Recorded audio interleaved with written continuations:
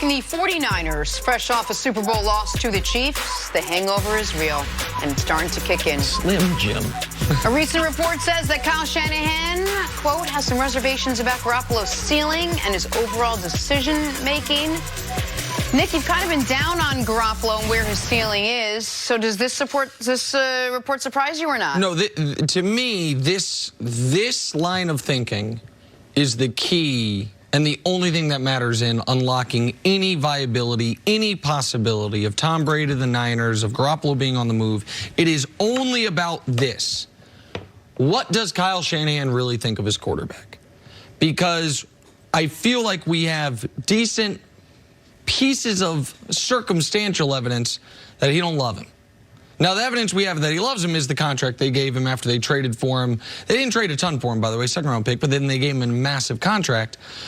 But the way he called games in the playoff run and the way Garoppolo performed in the highest leverage moments a quarterback can face, trying to ice a Super Bowl, and then after the lead was blown, on the drive, 1st and 10, midfield, 2 minutes left, got some timeouts, go win the game down 4, missing that throw, having balls batted down, having the drive end in a pick. Those things make, to me, if I were Kyle Shanahan, I would say I can do better. I know I can do better.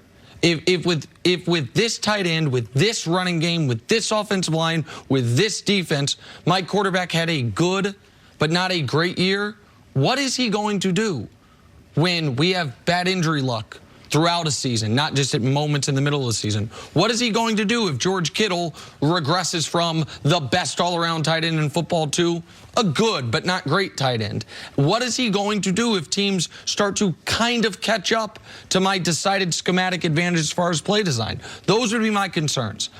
And if Shanahan feels the same way, Coach, that's the only way you move on from Jimmy Garoppolo. That's the only way there's a spot open for Tom Brady. So to me, that's the key that unlocks any of this being a possibility. Well, there's a couple of things here. In terms of seeing how he responds in those biggest moments, that's part of the evaluation that you do. But it's not like you're going to know how other guys that you bring in are going to respond in those moments because they haven't had that opportunity. So that works both for and against someone.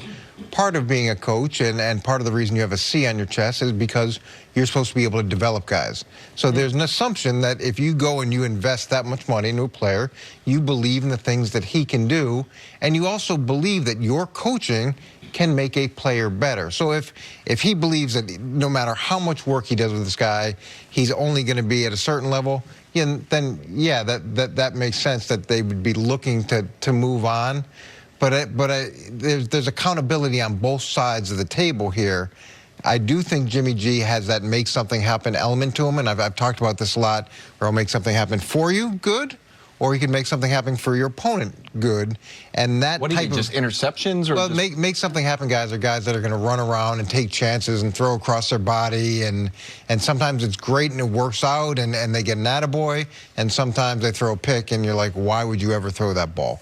But you can't have it both ways. You can't be happy when it works out and unhappy when it doesn't. Was it like a Favre-esque thing that you're seeing? Yeah. Like when you coach Favre. You can classify guys in categories, and the make something happen guys, are going to give you 1 or 2 opportunities a game for a turnover because of the decisions they make. But so now, they make some great plays. But the reward but in that bucket, I'm sorry to interrupt, I apologize, Jenna. In that bucket, like the upper bound of the best version of it is Favre.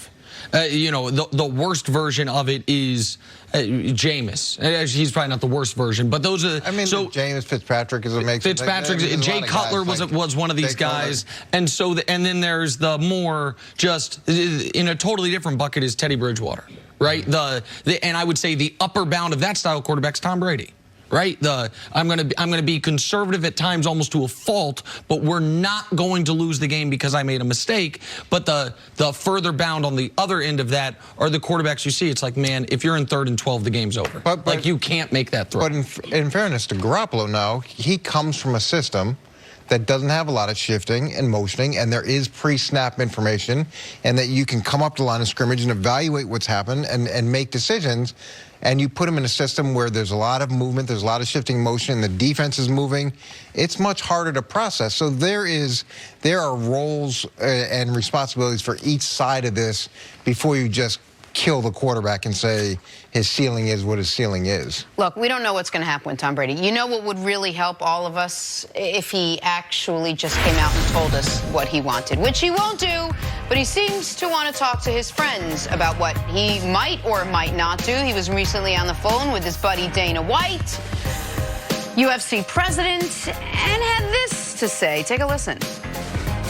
We want you to come to the Raiders. You know I've been pitching you now for a month. I love you too. Come on, brother, get to Vegas. Thanks, man. I know it's been a lot of patience for me. And obviously being where I've been for 20 years, it's been an amazing experience. And I don't know what the future holds right now. I'm just trying to be patient through this process, my first time going through it. And in the meantime, I'm going to spend a lot of time with my family over the next 10, 12 days. And we got a little vacation plan, which I'm looking forward to. Wilds, you read and heard between the lines here. What'd you take away from it? I didn't love that. You didn't love it. Why? I don't like the past tense. It's the first time you've ever heard Brady, besides our last game. I was going to say, you heard it a little bit in the press loss against the Titans. We started to hear, this was great. He started to separate himself and refer to him like the team and not us. And I heard it again. I said, eek, this didn't feel like he's coming back. But I might be reading too much into an Instagram live call with UFC president Dana White as my news source. Nick says he's got bad friends. Well, yeah, I mean, I can't believe Dana White does this to him, by the way. I can't believe he does this to him. Patriot fan Dana White. Well, not anymore. No, Patriot fan recruiting him to the Raiders. But yeah, I think when you reach a certain age, every year you got, as you finish up the year, you're going to appreciate the moments you had, and there is no guarantee that you're going to be back. Do I think that it's a done deal? And that this one phone call, look, Bill on the phone. It's not like laughs and giggles and it's the phone call you're talking about is not the one with Dana White. You're talking about the conversation. I'm just saying, with like all the elements of today versus yesterday. I don't think changes things dramatically one way or the other. I do think he should go on vacation with his family and spend some of that mattress money and relax for a little while. That's right. You know? Why is Tom Brady on the phone with Belichick, period? Like, isn't that something your agent does if we're talking contracts? Not necessarily. After that much, he's still under contract, still with the team. There could be, you know, plus they have a different relationship than probably any. Yeah, I'm sure you get on the phone with Robert or anybody in the organization if he has a question. Who better to talk to than Bill? He knows Bill's going to make the decision. Okay. Yes. And Tom's going to make the decision. Go ahead, Jim. What about this conversation specifically, the Dana White one, and we can get to the Belichick-Brady one, which reportedly they had earlier this week. Did this conversation bother you? It bothered me on Brady's behalf. Like, now maybe Brady said, yeah, I'll come on your Instagram Live and you can ask me about my future.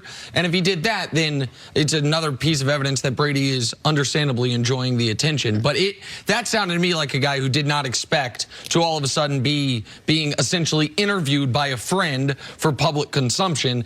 And that, to me, it's just a terrible thing to do to a buddy. You don't know that. He goes, hey, can I put you on Instagram Live? Sure. Okay, well, if he signed up for it, then nobody can argue anymore that Brady doesn't like the attention. Gosh darn it, you got both sides of this. Well, I mean, I can't imagine he signed up. Okay, well, in that it's case, like the basketball game where he's put on the spot. Like it's the same thing. If he wanted to talk about it, he'd talk about it. Okay, fair. But then we're in agreement on this. Then it's a bad job by Dana White. I like Dana White, but that's a bad job by him to do that to your buddy. To put him on the spot like that, he doesn't know he's going to be having to answer questions. He has to instantly transition to staid quarterback mode. I would have loved it if it was a Patriots recruiter. Oh, if he was Dana was like, come back to the Patriots. And when he started talking about the Raiders, I said, what? Dana's got money in Vegas, man. We got to take a turn now. So we watched every single game last night, picked out the very best for you, came up with the best achievement, and that went to Luka Doncic. Put up 30-17 and 10, his 22nd career triple-double in a win over Zion and the Pelicans, passing Jason Kidd for most triple-doubles in Mavericks history. Coach, Luka's your type of player. Fills up the box score in every area, plays as many minutes as they'll let him, is what you would call more than an emerging player. He's got to get better on the defensive end, but he was awesome last night. And the biggest play of the game, little tip-out offensive rebound to seal the win for the Mavs. It was great. It was just great. On to the best Zion of the night. We're just calling it that. Zion played bully ball, going right through the defender. Is that a foul or no? I kind of like this as well. You got that type of size, why not use it? No, you're not a big charge guy, right? That's not a foul. It might be a block. He's moving laterally. What type of size, Coach? 300 plus? That's easily 300 plus. You don't think he's 285? 300? 285? No. Easily 300 means it could be, what, 315? 315, 320? 320, we're He's not tipping the 320 scales. pounds. No, you sure? On to the best strange stat line of the night. Terrence Ross, 35 points to go along with 0 rebounds, 0 assists, 0 blocks, and 0 steals. So how about this? In the last 35 years, as of 2 months ago, this had happened once. Really? It's now happened twice since January. That's odd, right? That's odd. It's really hard to just score and not do anything else. You think this is a specialization trend? I have no idea. I think it's probably more noise than signal, but Allen Houston was the only, as of December of 2019, from 85 to then, Allen Houston had done it. Now 2 guys have done it in 2 months. Great non-highlight by Ja. The best dunk of the night. It's more the best almost dunk of the night. Ja nearly throwing down this big one. A for effort. I remember that happened to you. Yeah, that's how I broke my wrist. That's how I broke my wrist, was my last failed dunk attempt in college. You think I'm lying? 1,000% true. You broke your wrist on the rim or when you... No, fall. Fall. How many failed dunk attempts did you have? When you say your last one, is that like your last one of 1,000? Your last one of a million? If you were able to dunk in college, you should be able to dunk when you're about 25. Yeah, but I retired. That was broken wrist. And yeah. Criticizing Steph. Oh, Steph misses 3 months with a broken hand. I can't retire with a broken wrist. We got to take a break.